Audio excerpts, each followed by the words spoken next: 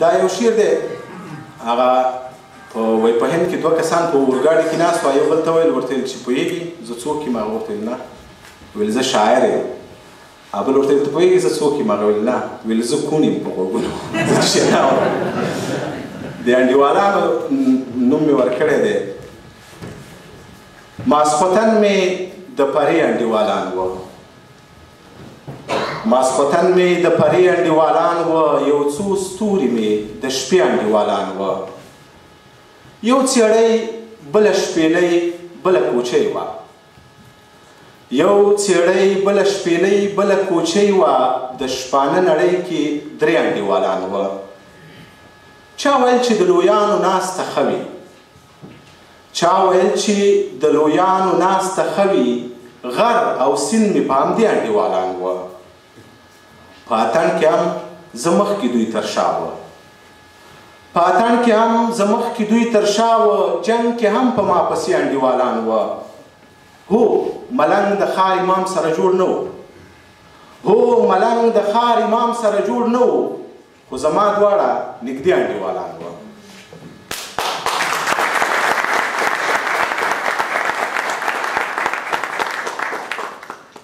یو بل شعر دی د دې عنوان دی چې ریاضت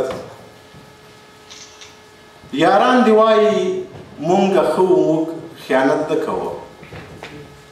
یاران دی وایي مونږه ښه وو مونږ خیانت نه کوو خو موږ کې چا په ارمانونو تجارت نه کوو دوی سوداګر وه دوی په هر یو کار کې ګټه غوښته دوی مین نه وه دوی له زړه نه محبت نه کوه یو څو پردیو د ښار واړه ډیوې ځکه مړې کړې چې پاچا د چا په زړونو حکومت نه کاوه مونږ لیدل چې له سرونو نه شملې پرېوځي سپین زړي خلکو ناحقه متهمت نه کاوه زموږ په کلي کې د اوښکو کمې هېڅ نه راتلو خو بس غنمو په کندو کې برکت نه کوه دا رښتیا نه دي چې مې هېره طریقه وه پیره هو دا رښتیا دي چې څه وخت مې ریاضت نه کوه مونږ له ښاره بیرته ځکه د غره غېږ ته راغلو هلته به ستړي وو خو چا د چایو ست نه کوه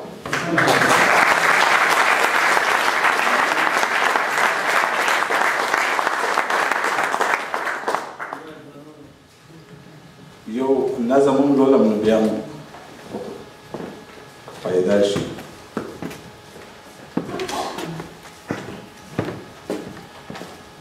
دا په ارګ کې د هېوادمل صاحب په هلو ځلو یو مشاعره جوړه شوې وه ما یو شعر هلته لیکلی و هلته مې لوستی و دا دی پاچا ته پاچا ته د یو آهنګر د یو سپینګیري استاکار موږ ورته وایو څوک ورته پخ وایي د هغه له قوله یو شعر دی دی وایي چې خدای خبره چې زه به څومره ګناهګار یم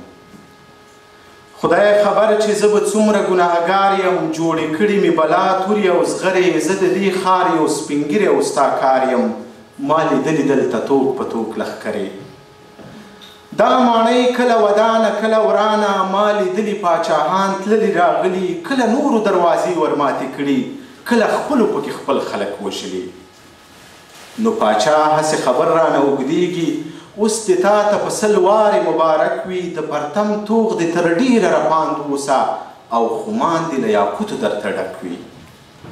دلته ډېرې واکمنۍ دي ما لیدلي چې شاهان یې له تختونو پرځېدلي ما لیدلي ورونو ورونه ړانده کړي او تاجونه له سرونو غورځېدلي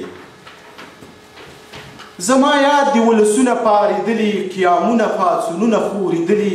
دربارونه په سرو وینو کې لړلي ښایستونه له ښارونو نه لوټلي دا ولس څه عجیبه شانې ولس دی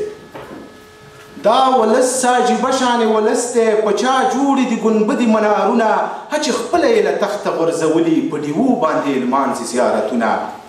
ځینې ځینې یې په زړونو واکمني کړي دي کلونه له مرګ وروسته مخاغلي خو د زونې یې بیا شناختې نړولي او هډونه له قبرونو نه ایستلي نو پاچا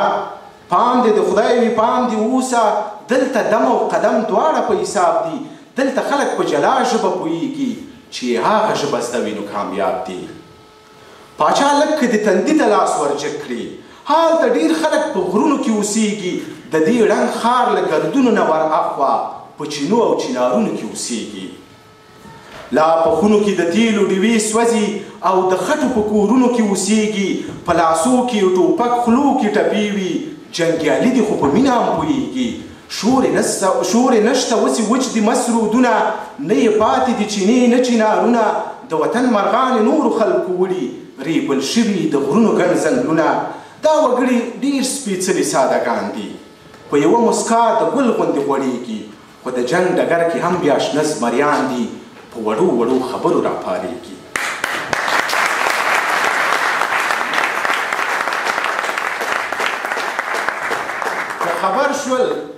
که خبر شول چې په ښار کې رسوایي ده که خبر شول چې په ښار کې رسوایي ده بې لښکرو د پردیو واکمني ده بس په هر څه کې له هر څه ازادي ده د ایمان پته او عزت سوداګري ده که خبر شول ژړې هسکه غاړه نه وړي که خبر شول چې ښار بیا پردی شوی که خبر شول نه شملې نه لوپټې شته نو به وایي چې پاچا لیونی شوی بیا به ګوري نغارې به راډنګېږي بیا به ګوري ولسونه به خوځېږي تندرونه به په شنه اسمان غورځېږي بیا به ګوري د قبرونو به پاڅېږي ګیلټي به له تیرانو نه راووځي بیا به ګوري چې ښارونه به ورانېږي بس یو موج به د نفرت او د غوسې وي بیا به ګوري ښایستونه به لوټېږي واه پاچا ستا خو پر ټنډه خولې راغلی پاچایي په ډېرو لویو زړونو کېږي چې فکرونه له سرونو نه واړه شي